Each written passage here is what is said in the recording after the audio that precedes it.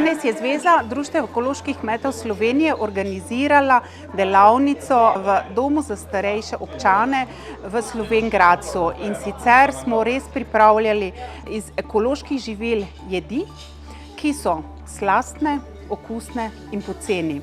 In čist praktično prepričale udeležence, da se tudi v javnih zavodih da pripraviti iz lokalnih ekoloških živil res odlična kosila ali pa večerje, zajtrke, malce, pa poleg tega še vedno za sprejemljivo ceno.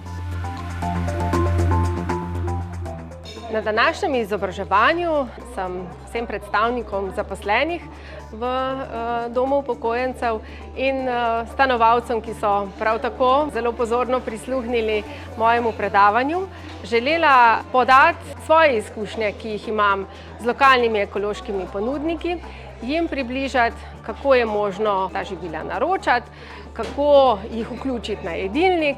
Pri zaključku pa sem izpostavila, da je vključevanje teh živil nekaj, kar se pokaže kot dobro tudi na zdravju na dolgi rok. Ni prepozno, če začnemo danes, samo začnimo, naj bodo to, se pravi, neki majhni koraki, ki bodo čez leto, 2 ali pa 10 zagotovo pokazali, da smo šli v pravo smer.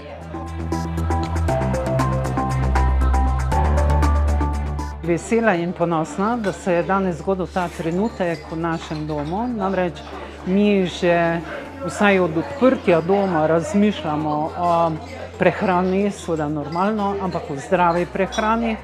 Zato tudi vse od začetka na naši njivi pridelamo od 800 do tone pa pol zelenjave, kar se mi zdi, da je že en del vključevanja teh ekoloških živil v prehrano. In tudi zdaj je prava priložnost o prihodu na dolgotrajno oskrbo, da naredimo ene spremembe in da vključimo več teh živil v naše jedilnike.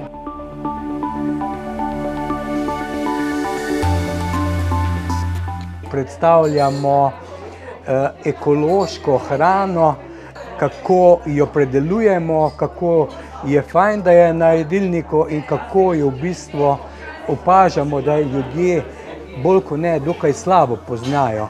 Bolj jo poznajo potem, da je cenovno zelo draga, celo tako draga, da se je marsikdo ne more kupiti, vendar smo danes prišli do spoznanja in do zaključka, da temu ni tako, ker ekološka hrana varuje tako naravo, kot okolje, kot tudi naše zdravje.